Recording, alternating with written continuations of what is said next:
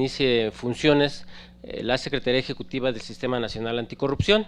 En ese inter también se tiene hasta el próximo periodo de sesiones del Senado para que se envíen las propuestas de designación de los nuevos magistrados de las salas especializadas en estas materias del Tribunal Federal de Justicia Administrativa.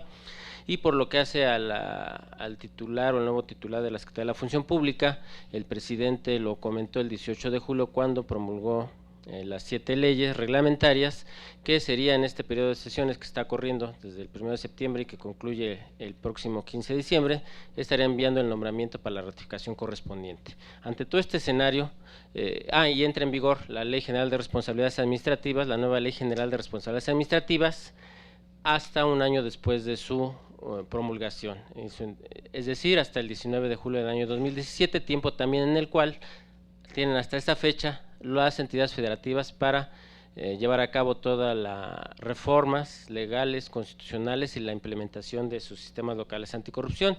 Ante esta situación, el sistema estará iniciando acciones el próximo año, por ahí de julio a agosto del próximo año. Los primeros resultados, pues desde luego tendrán que darse a partir de esa fecha y una objetiva evaluación, pues seguramente será en los próximos años, ¿no? Es muy difícil en este momento decirles en el mes de octubre, en el mes de diciembre, pero ese es el escenario y yo creo que ante este gran reto, esta gran oportunidad que tenemos, pues lo primero que hay que hacer es continuar con todas las acciones para su implementación y los resultados se irán viendo en la medida en que ya inicie sus funciones. Gracias, subsecretario. Mauricio, también nos llega una pregunta que seguramente está en ese mismo marco. ¿Es una limitante el hecho de que las recomendaciones que emitirá el Sistema Nacional Anticorrupción no serán vinculantes? Muchas gracias, Salvador. El sistema no va a funcionar a plenitud en este sexenio.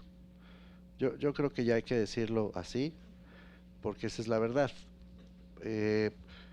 No será sino hasta enero del 2018, es decir, ya prácticamente en el año electoral, cuando las entidades federativas terminen de completar las reformas a su marco jurídico, porque los transitorios de la ley dicen expresamente que 180 días después de que entre en vigor el conjunto de leyes, tanto la general como la general del Sistema Nacional como la de responsabilidades, deberán estar al día las legislaciones de las entidades federativas, lo cual es 180 días después del 18 de julio del 2017, así que en realidad se van hasta enero, y después vendrán todas las operaciones necesarias para darle capacidad de acción a todo este andamiaje.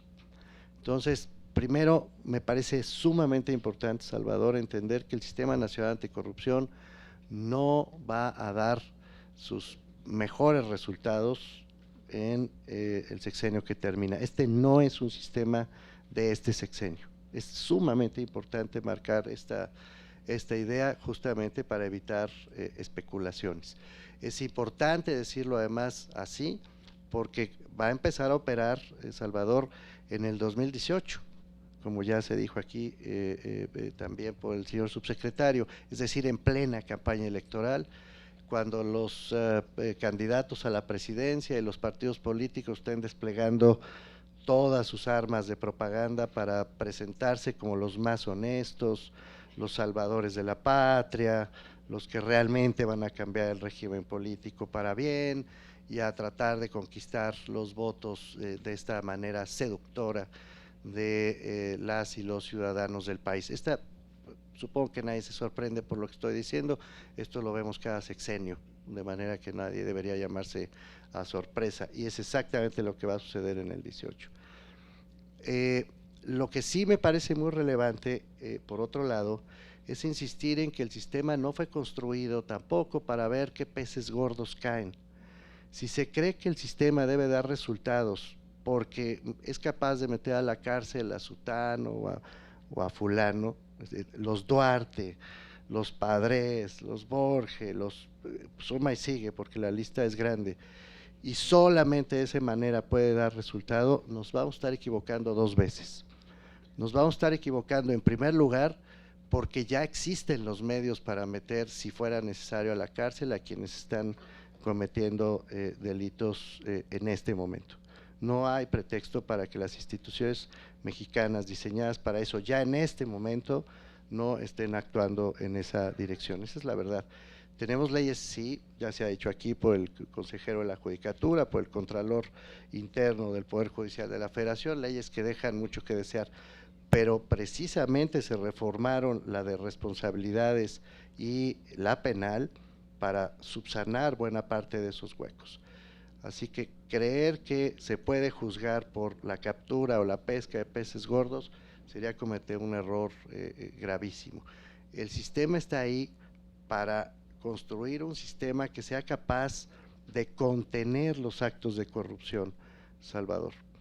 Y hay ahí un instrumento que hemos llamado coloquialmente el Coneval de la corrupción, cuyo propósito es justamente poner los parámetros a partir de los cuales podremos dilucidar, pero con pruebas, que efectivamente los actos de corrupción comiencen a declinar como parte de la gestión cotidiana de los asuntos públicos en el país.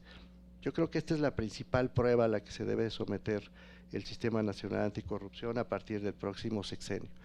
Esto no se va a conseguir, sin embargo, si no hay una muy amplia convocatoria a la sociedad, como ya se dijo aquí también, y una creciente capacidad de vigilancia, de observación, de denuncia, de participación de las propias organizaciones de la sociedad civil en todos los frentes posibles, porque combatir la corrupción, Salvador, es un asunto social, no es un asunto de un puñado de instituciones.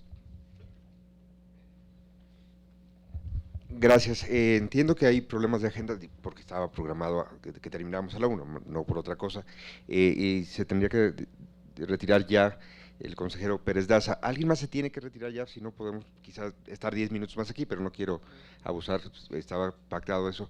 Llegó una pregunta nada más para agradecerle al comisionado, al consejero Pérez Daza, sobre por qué en las palabras de Mauricio Merino, que compartiríamos muchos, la Suprema Corte de Justicia ha dado una muestra de esfuerzo, de apertura y de rendición de cuentas últimamente, ¿por qué si al mismo tiempo eso preside el Poder Judicial en pleno, por qué no hay ese mismo reflejo hacia abajo?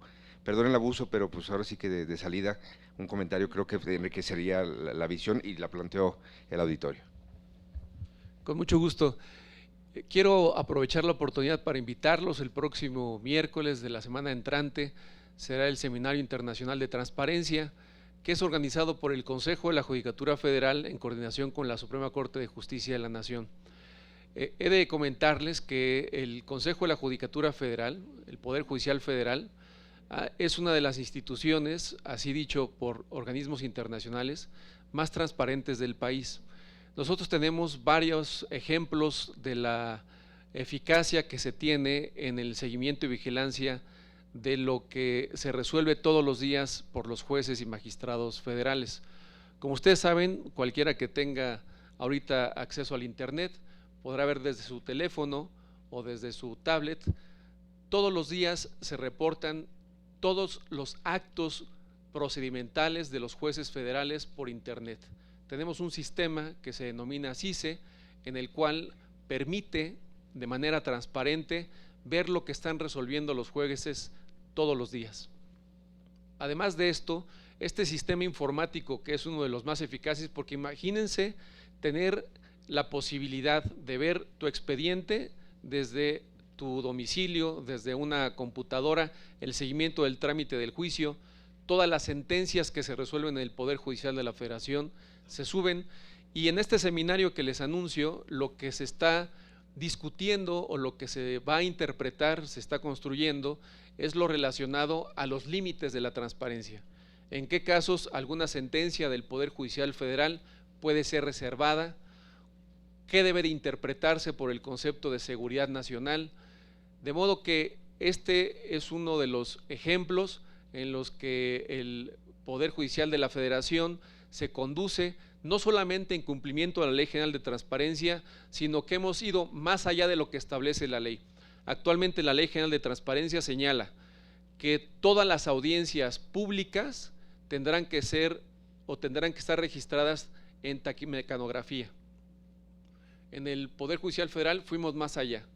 Lo que hicimos fue crear una plataforma en la denominada nube para que ustedes puedan ver todas las audiencias públicas en video y en audio.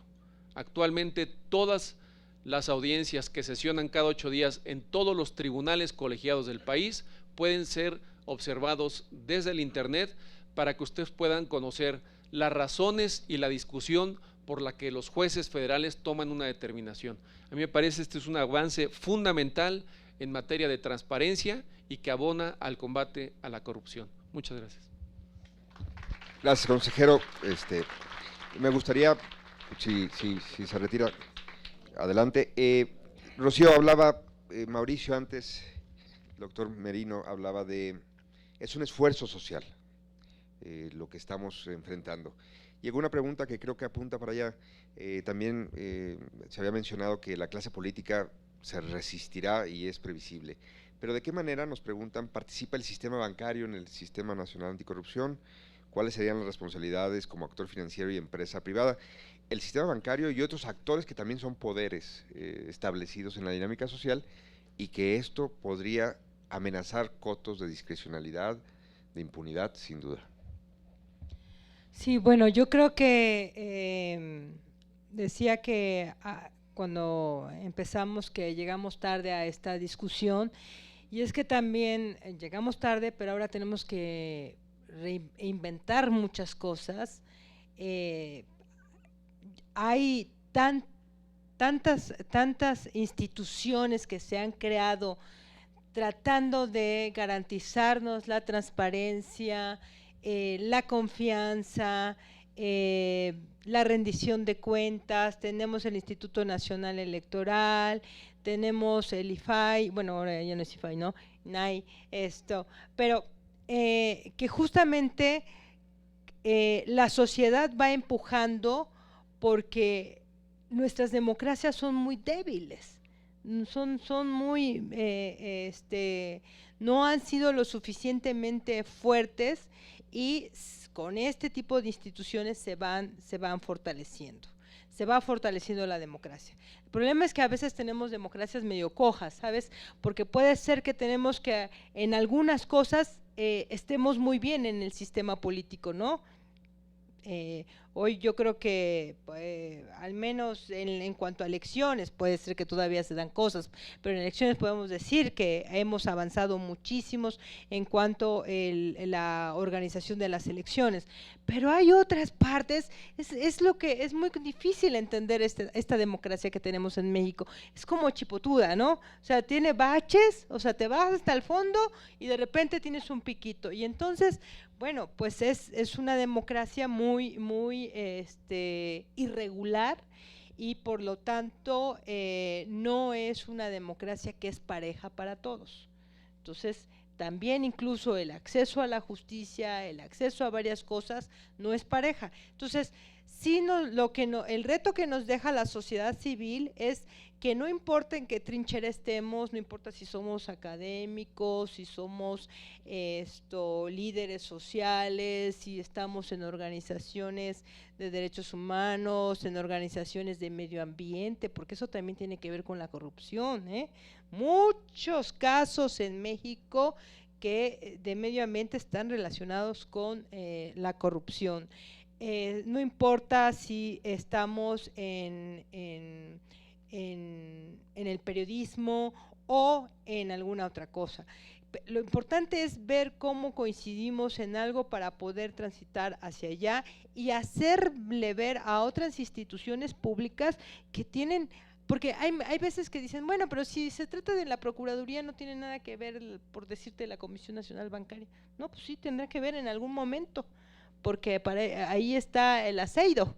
Y ahí esa institución sí tiene que ver y tiene que rendir y tiene que ser transparente en sus actuaciones en casos de altísima corrupción. Y no solamente tiene que ver con el narcotráfico, es que eso es lo trágico, no solamente son casos del narcotráfico, son casos donde funcionarios públicos desde los 3 niveles de gobierno están involucrados. O sea, eso es patético. O sea, ¿en qué democracia vivimos? Por eso yo decía, es que necesitamos de la voluntad política. O sea, es que, o sea, ¿qué necesita pasar más en México para que podamos cambiar nuestras formas de gobernar y de nuestras formas de actuar? Y que no me digan que todos somos corruptos, perdón, yo no soy corrupta, yo no. O sea, no hay, no puedo entender que alguien nos tase con la misma medida a todos. Por eso cuando yo decía, ¿hay servidores públicos en la Procuraduría que son buenos? Sí, y hay que rescatar a todos los servidores públicos que son buenos en cualquier instancia, no todos malos, y otros quizás no han sido mejores servidores, pero no por ellos, sino porque el sistema no se los permite, o porque los jefes, las autoridades no se los permite tampoco, o les ponen tramas,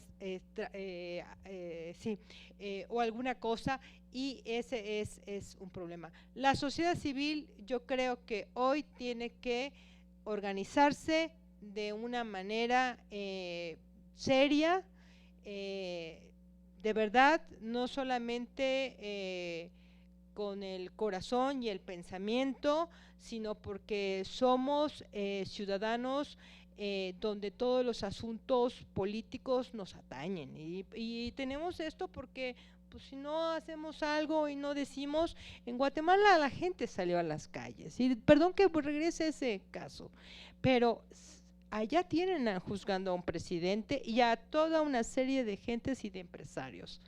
Y allá salió la gente, salieron todos, de todos los tipos, de todas las clases sociales, y hasta los mismos empresarios salieron, porque fueron los principales. Entonces aquí necesitamos a todas las instituciones tienen que tener esa voluntad política para poder transformar, ¿no? Gracias, Rocío. A manera de cierre, si les propongo a los otros 3 participantes de la mesa, teniendo en cuenta que de lo que queremos hablar es de los escollos, y retomando lo que decía el doctor Merino hace rato, Mauricio señalaba, todas las sillas nos quedan a deber, es mi reinterpretación, es decir, los que se van a sentar en estos nuevos mecanismos vienen con un hándicap, vienen con algo en déficit, y por otro lado hemos desarrollado un modelo muy curioso, la pluralidad que paraliza, ¿no? Tenemos órganos muy plurales, o con cuotas dirían otros, en donde se estanca en que son pequeñas parcelas antes que órganos colectivos en donde se avance en agendas específicas. Ven el escollo que la representación no logre, a pesar de un buen diseño en el papel, no logre ser el detonador de una dinámica positiva para que cada vez sea, pues literalmente el Sistema Nacional Anticorrupción el que se convierte en el referente de que sí están pasando el cambio independientemente de todos sus procedimientos y todos los trámites que tienen que ocurrir necesariamente, pero que hay una voluntad nueva que corresponde al momento y que va a mostrar con el apego a la normatividad, con las limitantes que eso impone, pero va a mostrar un espíritu de cooperación que no hemos visto últimamente en varias instancias, si me preguntan a mí, y que va precisamente a borrar ese déficit del que venía mencionando Mauricio anteriormente. Si quieren así, nos vamos con eso a manera de cierre. Muchas gracias. Yo diría lo siguiente, precisamente este nuevo esquema, novedoso, único, viene a dar al traste con el paradigma que se tenía hasta hace mucho tiempo, y hay que decirlo así, que toda la atribución o la facultad, la responsabilidad de investigar, de perseguir y sancionar actos de corrupción estuviera en manos de una sola dependencia, hablo de la Secretaría de la Función Pública, y que fuera juez y parte, que investigara y que ella determinara en un momento dado si había responsabilidad o no. Ahora, ante este nuevo esquema, pues eso cambia. Hay una intervención en las diferentes etapas de ese procedimiento sancionatorio de diferentes autoridades, unas autónomas de las otras. Entonces, yo creo que debemos de partir primero de la convicción de que este nuevo esquema, y ya lo decía el señor Contralor de Poder Judicial de la Federación, pues debe de funcionar, porque si no, pues con independencia de la voluntad política o no, pues estaríamos ya empezando con el pie izquierdo, como se dice comúnmente. En ese sentido, vuelvo a reiterar, estamos en un periodo caminando apenas, estableciendo las primeras acciones, y como lo comentó el doctor Merino, pues esto va a llevar su tiempo, va a llevar años, y para hacer una evaluación de si fue bueno o malo, y que como todo sistema tendrá que irse mejorando y complementando a lo largo de ese camino, pues lo podremos hacer en algunos lustros o en algunas décadas.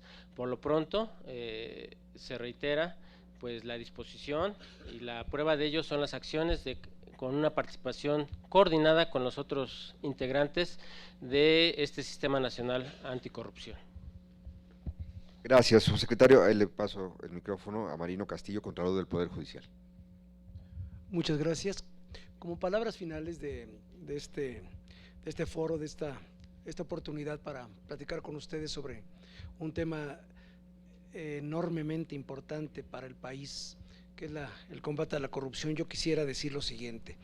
Creo que el Sistema Nacional de Corrupción, con toda su muy compleja organización, muy buena, que nos debe de llevar a buenos resultados, debe de privilegiar el desarrollo de políticas que prevengan, que disuadan las conductas irregulares. No pensar en que el Sistema Nacional de Corrupción, como se comentó por el doctor Merino, va a lograr que el día de mañana ya se lleve a la cárcel a uno o a otro, aun cuando lo tenga muy merecido, pero se trata de ir desarrollando una cultura de prevención. Ahí juega extraordinariamente, en buena medida, un papel que es la transparencia y la rendición de cuentas. Son valores, son principios que deben anidarse en nuestra mente como eso, como valores, en donde el servidor público, con convicción plena y cotidiana, sea transparente, que rinda cuentas, que sepa que está bajo el escrutinio de la sociedad. De esa manera vamos a ir avanzando de manera importante en esas conductas que son, sí, qué bueno que se castiguen y que haya los instrumentos, las normas, las instituciones para ello, pero antes que nada desarrollar esos procesos de transparencia, rendición de cuentas, control interno de las instituciones, hacerlo de la manera más acabada para, como recuerdo hace unos días el auditor superior de la Federación decía, hay que quitarles la carnada a los peces gordos. Eso es lo que tenemos que trabajar de manera importante. Muchas gracias.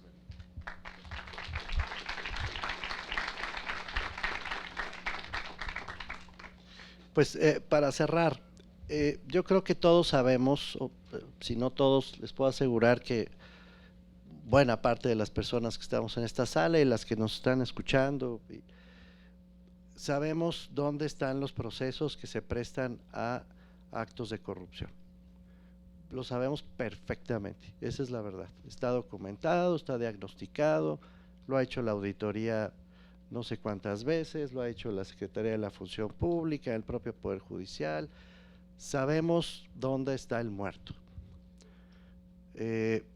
Obras públicas, contratación de adquisiciones, bienes y servicios, intercambio de favores a través de la contratación de personal, el uso de los programas sociales para construir redes clientelares. Están muy asustados los dirigentes de partidos frente al inicio de este Sistema Nacional Anticorrupción, porque si empieza a funcionar, pues se les puede ir acabando la manguera con la que van regando a sus clientelas políticas, y sobre todo tan cerca del 2018. Todos sabemos dónde están los graves, pero con todo respeto además para el señor Contralor, lástima que se fue el consejero de la Judicatura, efectivamente han avanzado en materia de transparencia, pero todos sabemos que hay jueces que se dejan corromper por el crimen organizado, todos lo sabemos, y todos sabemos que hay problemas muy serios en el Poder Judicial respecto a la manera en que se procesan los litigios, tratando de patear hacia adelante el conflicto en lugar de entrarle de lleno. Esa es la verdad, la sabemos. La sabemos tanto como que estamos en un recinto en el Senado que no ha sido capaz de transparentar los dineros que se le entregan a las fracciones parlamentarias, ni en la Cámara de Diputados, ni en el Senado, y no hemos sido capaces de saber exactamente en qué se usa el dinero que se pone en manos de nuestros legisladores. Lo sabemos. No es necesario darle demasiadas vueltas. Es un problema de gestión pública que hasta ahora había carecido de los incentivos suficientes para que todo eso que ya sabemos empiece no solamente a ser revelado, sino que empiece poco a poco a ser motivo de sanción. Hay que usar el gerundio. Estas cosas van a ir sucediendo poco a poco, motivo de sanción, para que sea la gestión de los recursos y la gestión de las atribuciones la que con el tiempo vaya cambiando.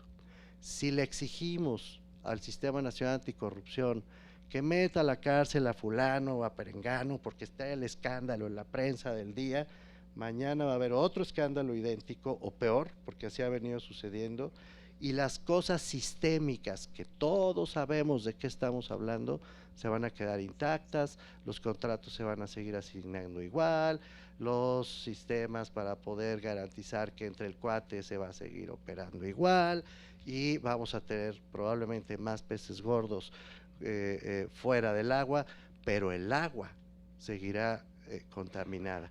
El Sistema Nacional Anticorrupción tiene que armarse de paciencia, creo yo, Salvador, tiene que construir una narrativa, un discurso capaz de transmitirle esto a la sociedad, y tiene que tener una enorme potencia moral para que todos los funcionarios públicos que son realmente decentes, porque yo coincido en que hay muchos, e incluso creo con sinceridad que son la mayoría, los funcionarios públicos decentes, y la gente que está preocupada por este fenómeno en el país se vaya sumando poco a poco para que estos asuntos que todos sabemos dónde están se vayan modificando con suficiente inteligencia institucional, con suficiente emoción social y con suficiente fuerza política. Se dice más fácil de lo que va a ser, Salvador.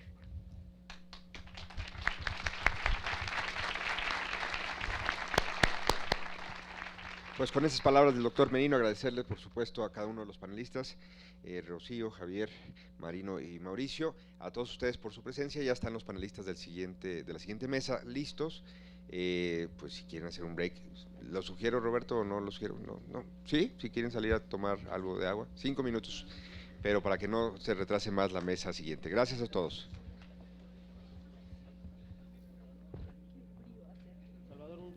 Bueno, pues de esta manera se llevó a cabo esta segunda mesa.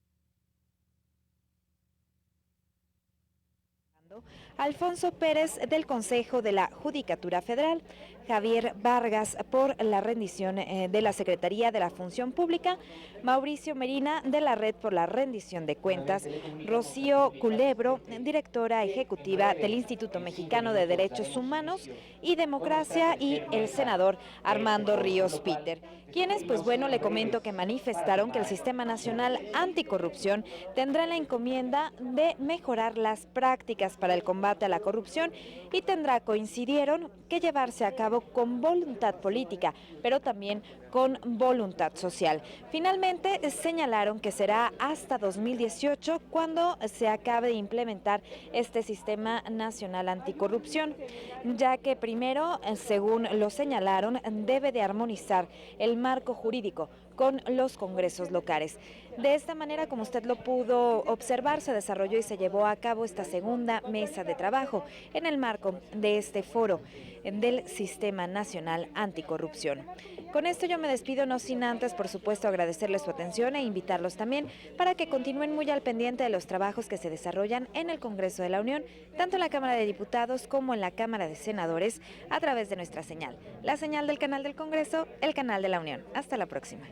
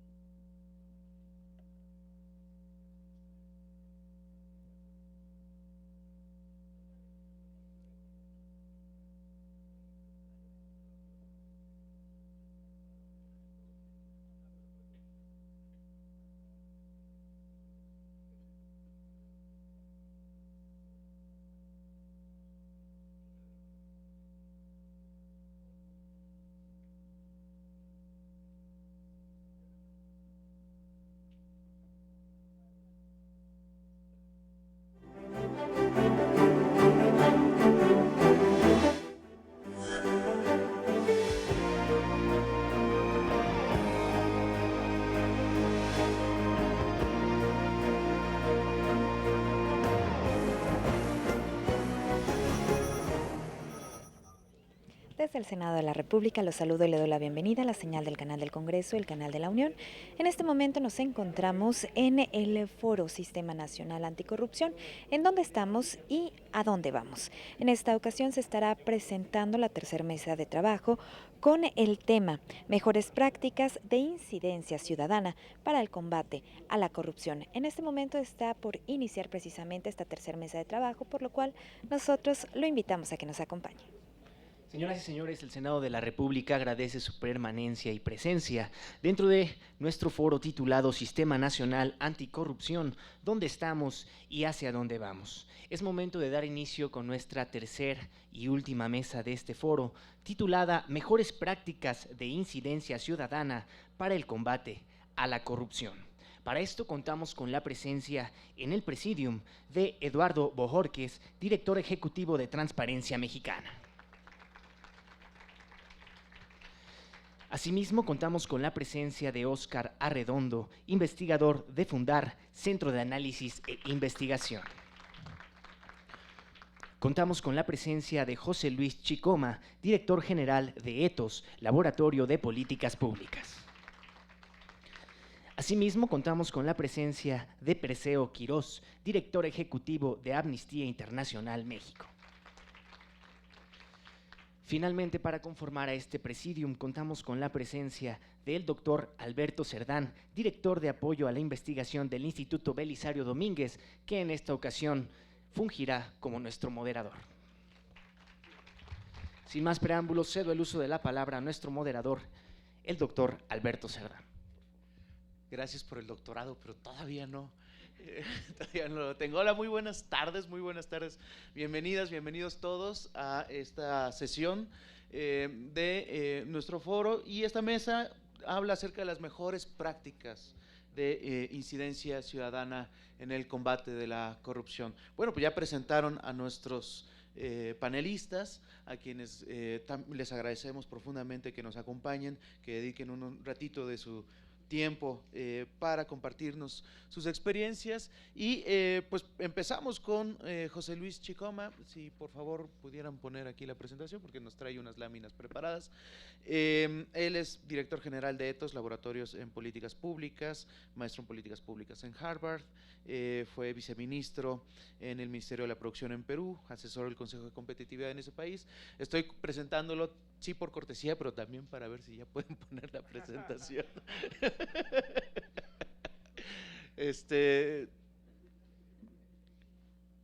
Pues José Luis, ¿te la avientas a capela? Bueno, entonces en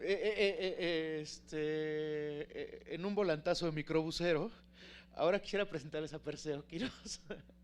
Perseo es director ejecutivo de Amnistía Internacional y nos va a presentar un panorama general acerca de la incidencia en el combate a la corrupción, particularmente desde la perspectiva de derechos humanos, que es parte fundamental de la organización que él ha dirigido. Entonces, si le pudieras pasar el micrófono, José Luis, ya que estás por ahí. Gracias.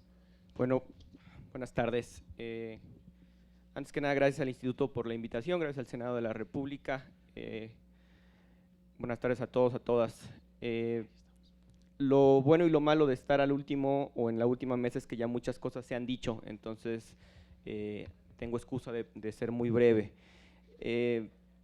A ver, creo que una parte fundamental y una buena práctica que tendríamos que adoptar con miras hacia toda la implementación del Sistema Nacional Anticorrupción, justamente es entender y empezar a ver el tema de combate a la corrupción con el tema o con la agenda de derechos humanos como dos temas que van muy de la mano. Creo que desafortunadamente en los últimos años son dos temas que quizás han caminado por cuerda paralela, que ha habido sí gente que ha empezado a delinear vasos comunicantes entre uno y otro tema, pero que creo que para la conformación de este nuevo sistema tendría que ser uno de los ejes fundamentales. No perder de vista que existen un montón de vasos comunicantes entre los temas de combate a la corrupción y de combate a violaciones de derechos humanos. Creo entonces que esto es una parte fundamental y esto tendríamos que empezar a hacerlo no solamente desde el diseño de las instituciones, pero también en la implementación de las mismas. Y muy brevemente creo que hay tres ejes o tres cuestiones en donde creo que esto y los temas de derechos humanos van plenamente relacionados. El primero tiene que ver con un tema presupuestario. Y creo que cuando voy a decir de un tema presupuestario no solamente es de cuánto se asigna, pero también de cuánto no se asigna a temas de derechos humanos.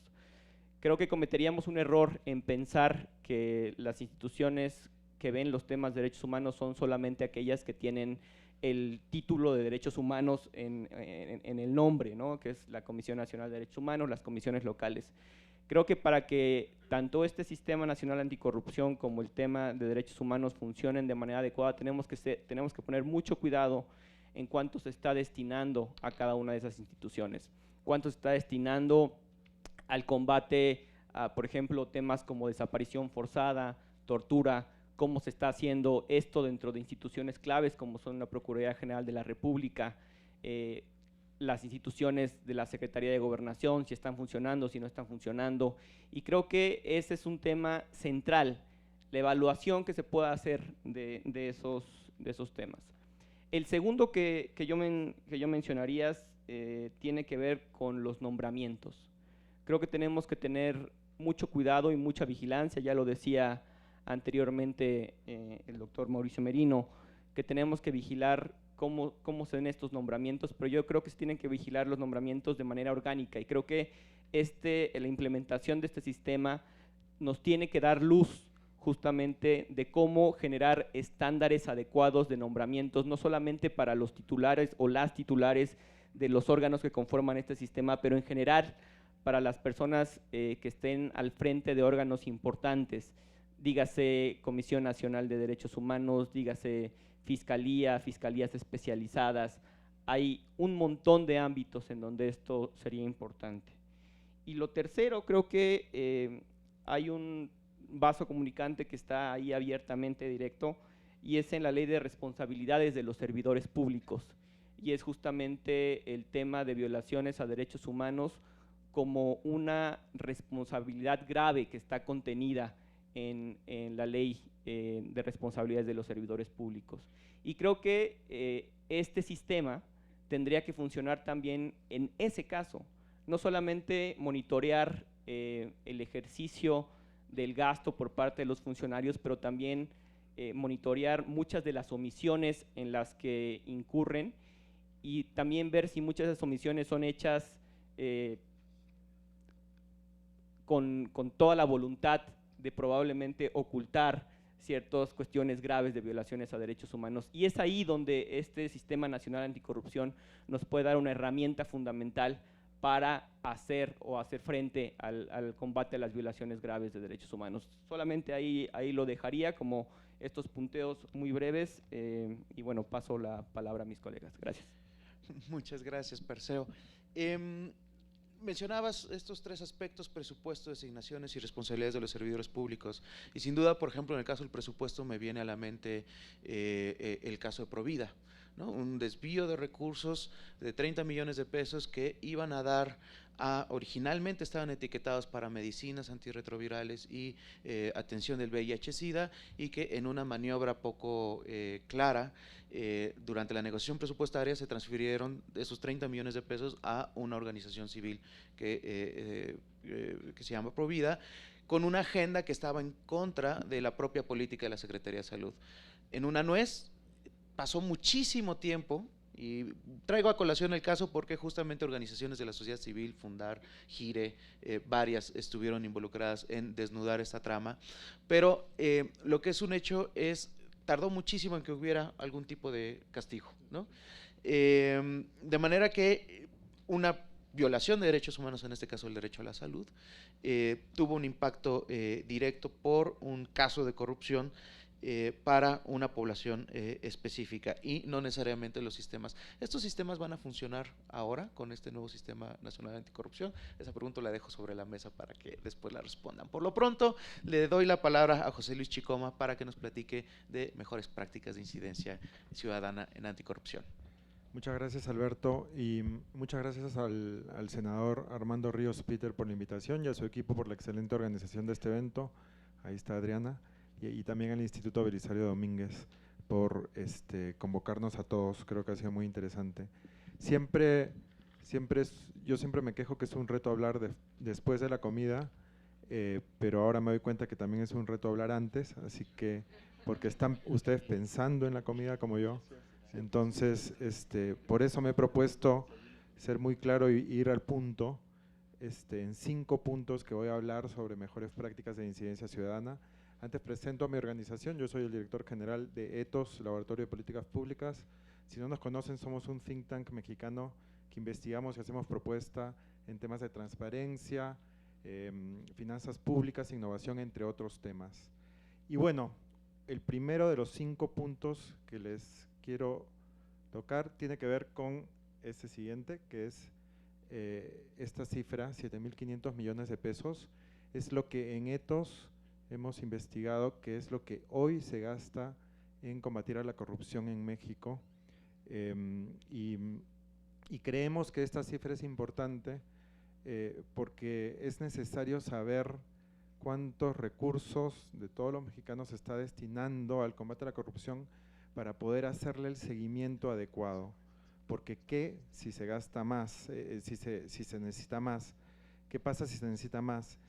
¿Qué pasa si estos recursos que se destinan actualmente no tienen los indicadores de desempeño y que permitan la evaluación de parte del Estado y también de parte de la sociedad civil para ver si hay una eficiencia en las acciones que se toman en el combate a la corrupción?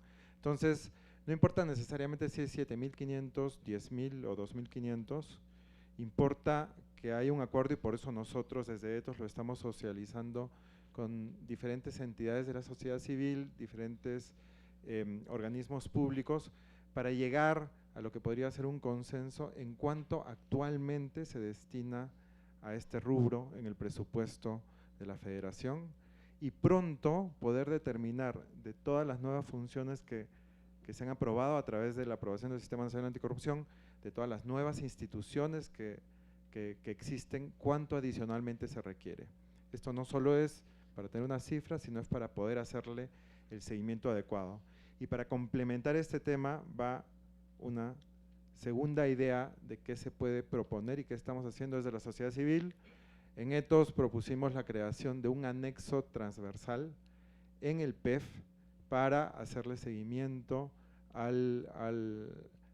lo que se le destina al combate a la corrupción en México. Ya existen 10 anexos transversales, algunos de prevención del delito, uno de prevención del delito, uno para las políticas, actividades y proyectos que promueven la equidad de género, otros para los programas de apoyo indígenas, otros para el apoyo que da el Estado de Innovación, Ciencia y Tecnología. No es proponer por proponer un anexo transversal, sino que creemos que es una buena herramienta para poder hacer seguimiento justamente a los recursos que se le destinan en México al combate a la corrupción, y hay posibilidades dentro del anexo transversal para atar esto a avances en ejecución, avances en desempeño, y que haya mayor transparencia en los recursos. Por eso estamos proponiendo esto y esperemos que para el próximo PEF tal vez ya se tenga un anexo transversal que va a ser muy oportuno cuando haya más instituciones involucradas en el tema del combate a la corrupción. El tercer tema que tenemos nosotros en Ethos, estamos trabajando a nivel de ciertos estados para promover el involucramiento de la ciudadanía en el sistema, en la implementación del Sistema Nacional Anticorrupción. Hemos visitado 5 estados y alrededor de 26 organismos de la sociedad civil locales en estos 5 estados y hemos encontrado, fuera de muchísima voluntad desde la sociedad civil por participar en la implementación del Sistema Nacional Anticorrupción, muchísima debilidad. Anteriormente hablamos de una sociedad civil fuerte, dinámica, innovadora, justo en alguno de las sesiones anteriores, y esa se da principalmente a nivel de la Ciudad de México. No necesariamente esto se ve en otros estados, y menos a nivel más local. Entonces, creemos que para poder incidir desde la sociedad civil tenemos que tener OSCs locales con mucha mayor fuerza para que puedan fiscalizar mejor, para que puedan incidir mejor, para que usen herramientas tecnológicas para procesar mucha información, para que tengan más independencia, para que hagan más activismo, entre muchos otros temas que nosotros hemos identificado que se tienen que fortalecer en estas OSCs a nivel estatal. En los próximos 2 años nosotros vamos a trabajar con muchas de estas OSCs para apoyarlas en lo que se pueda en el fortalecimiento de sus capacidades, para que sean fiscalizadores, para que sean watchdogs adecuados de sus gobiernos locales y estatales en términos de los temas de anticorrupción. Pero eso es uno de los temas fundamentales que se tienen que hacer. La siguiente, por favor. La otra es, si nos reunimos, de hecho que podríamos hacer hasta un mea culpa entre los que estamos reunidos acá, de cuántos entendemos al 100% lo que significan los cambios en el Sistema Nacional Anticorrupción. Y realmente el conjunto de leyes que se aprobaron y muchas normas son más de entendimiento de abogados, de expertos en políticas públicas, de gente como los que estamos reunidos acá tal vez, muy interesados en el tema y cómo se va a implementar, pero en la ciudadanía no necesariamente tiene un conocimiento muy profundo sobre cuáles son los cambios que se han generado con la aprobación del Sistema Nacional Anticorrupción. Tal vez con la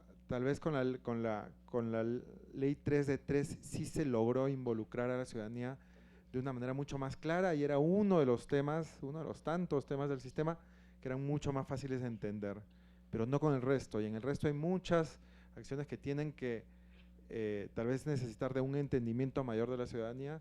Entonces nosotros, sobre la base de algunos ejemplos internacionales, también nacionales, vamos a hacer una especie de manual ciudadano para poder traducir todas estas responsabilidades de la ciudadanía y todo lo que se da en el Sistema Nacional Anticorrupción de una manera mucho más clara, para lograr una mayor participación y un mayor entendimiento de esas responsabilidades a nivel ciudadano. Y creemos que es una buena práctica también a nivel internacional. Y otra buena práctica a nivel internacional tiene que ver mucho, y acá tal vez lo estamos simplificando a las famosas apps de los teléfonos, pero tiene que ver mucho con, acá antes, la experta argentina que estaba por teleconferencia habló de que muchos de los sistemas que habían de revelación de información, de declaraciones de los funcionarios y políticos, en muchos de los casos donde esta información se hacía pública, lastimosamente no es el caso mexicano, pero en muchos de los casos era muy difícil fiscalizar con esta información, porque en un país pequeño con 500 funcionarios públicos que presentaban las declaraciones era bien fácil fiscalizar a los 500, pero en un país mucho más grande, donde había la obligación de declarar de 1 millón de funcionarios, Esto era totalmente imposible. El uso de tecnologías que complementen el proceso que hace un gobierno sobre las denuncias, sobre la información disponible, el uso de tecnologías que puedan usar los ciudadanos, puedan ejercerlo de manera abierta con información justamente abierta, puede cambiar mucho esa situación y puede generar un sobrepeso, un contrapeso importante a lo que se puede hacer dentro del Estado. Actualmente esto se resume de manera más fácil en muchas apps que hay para denunciar los moches, para denunciar la corrupción, algunos a nivel de México en algunos estados, algunos en otras partes del mundo que tienen algunas experiencias interesantes. Esa es solo una de las aristas de todo un sistema que puede aprovechar mucho mejor tecnologías ciudadanas, tecnologías que vienen de los ciudadanos, operadas por los ciudadanos, procesando información pública para detectar dónde hay corrupción y mejorar las soluciones que pueden salir dentro del Estado, complementarlas con soluciones ciudadanas para fiscalizar más a los estados. Esos son algunos de los ejemplos. Nosotros, como muchos, hay muchas iniciativas dentro de México para desarrollar esto en los siguientes meses, y está bien que hayan muchas y que se multipliquen más, porque de esto puede salir alguna solución que puede ser creativa, innovadora y eficiente para fiscalizar a los gobiernos. En este momento estamos en nuestro proceso de benchmarking y estas son algunas en México, en Filadelfia, en Hungría, en Uganda, en Guatemala, en Indonesia, que hemos encontrado que están interesantes, que prometen, y habría que ver un poco más los resultados. Creo que con eso termino. Esa es un poco más de información sobre todas las apps, solo para pasarlas rápidamente, que hemos un poco analizado. Solo les agradezco mucho la atención, espero que haya sido corta y entretenida la participación, y solo cerrar con un pensamiento que realmente, si no se aprovecha y no se fomenta la participación de la sociedad civil y ciudadana de una manera más amplia en la implementación del Sistema Nacional Anticorrupción, las probabilidades de que se venza la corrupción en México son menores que las que gane Trump la elección dentro de 3 semanas. Así que los dejo con ese pensamiento esperanzador. No estoy seguro. Gracias, muchas gracias, José Luis.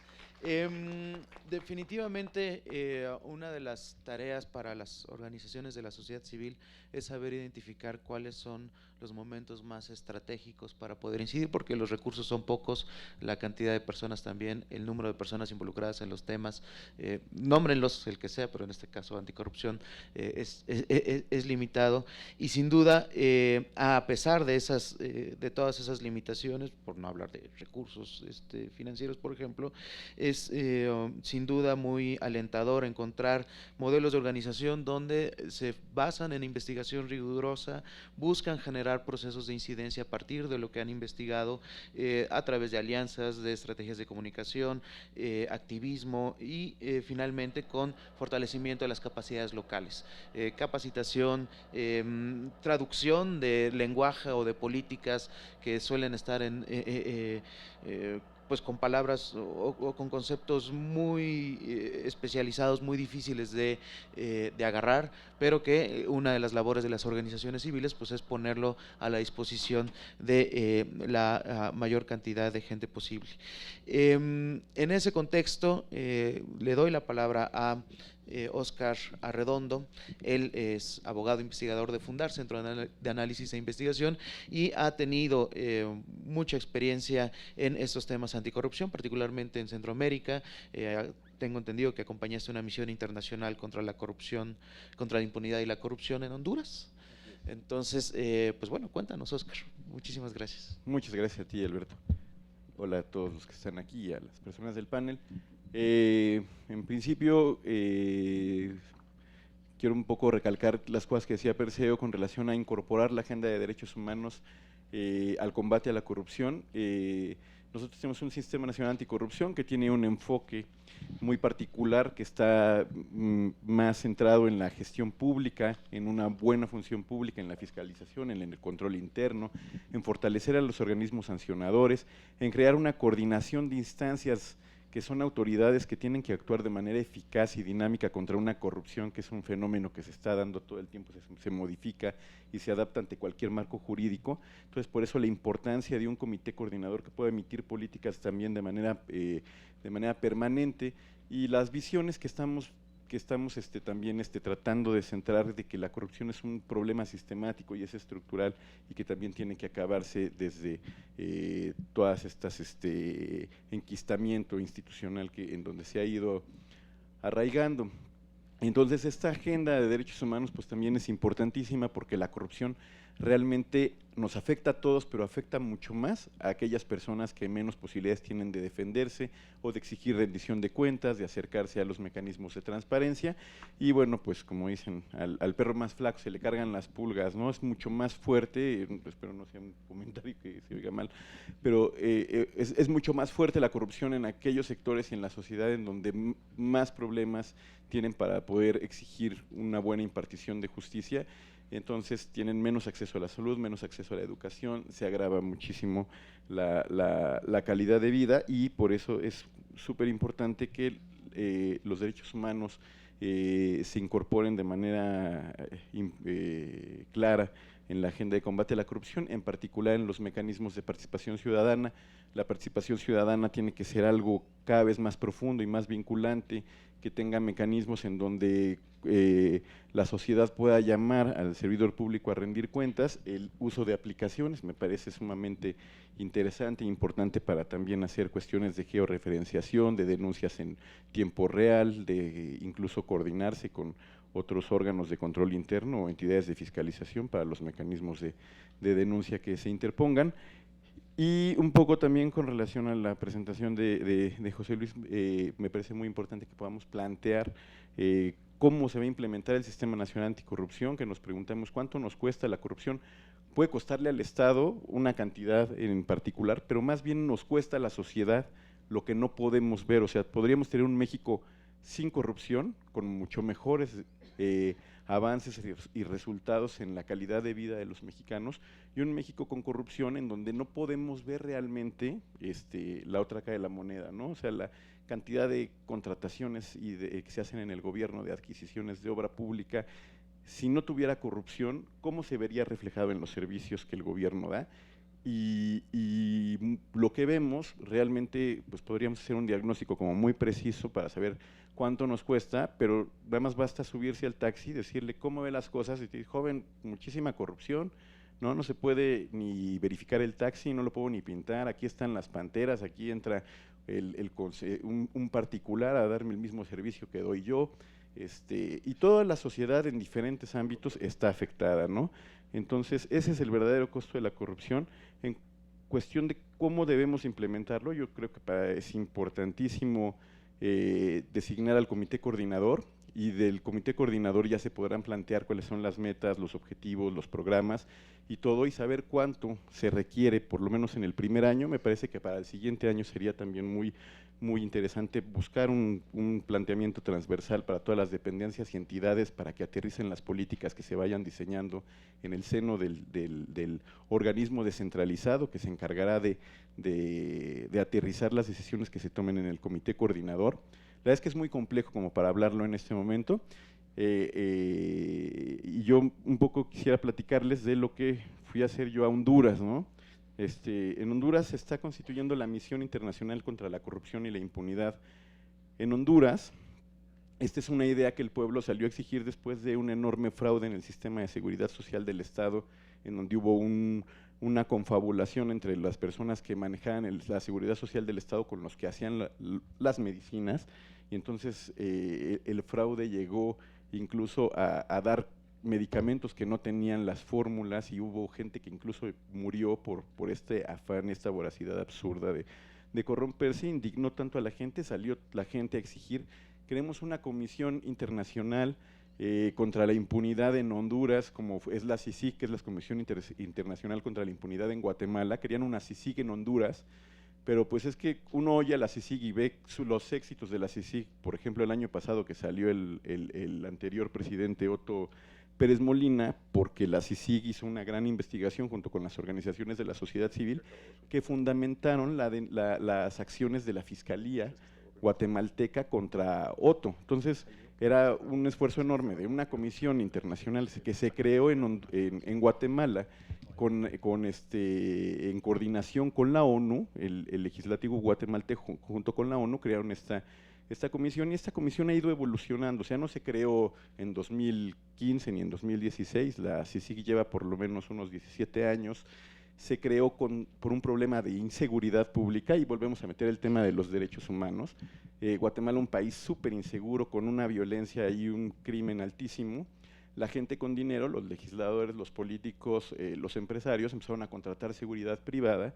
La seguridad privada no tenía demasiados ordenamientos para regularse, todo el mundo estaba armado en la calle, y entonces empezó a haber cada quien justicia por su propia mano, hasta que la sociedad civil y los legisladores dijeron: pongamos un alto a esto, busquemos a la ONU para que haya, en este sentido en el que creemos que siempre hay una norma superior a otra y otra norma superior a otra, y llega el momento en donde está la Constitución y los tratados, y arriba de ahí, ¿quién está esa norma hipotética fundamental en donde diríamos, pues ahí está pues la ética, la conciencia, o ese Dios supremo que tenemos que atender, ¿no?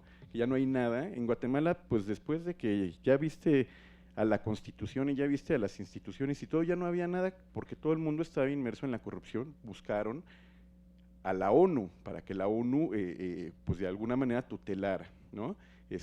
La corrupción en Guatemala, y se creó una comisión internacional que tiene sede en Guatemala, pero que se regula bajo las leyes, que es internacional y tiene sede en Guatemala y se regula bajo las leyes guatemaltecas.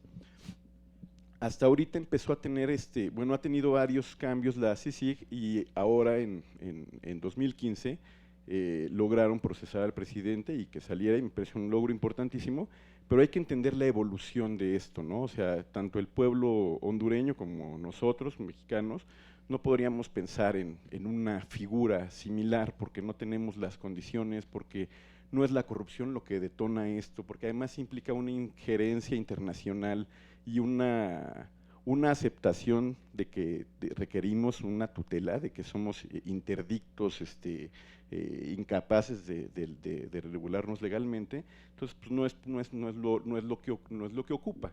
Igual pasó con la gente que salió a marchar en Honduras, pues les dijeron: oigan, pues es que es imposible, la CICIG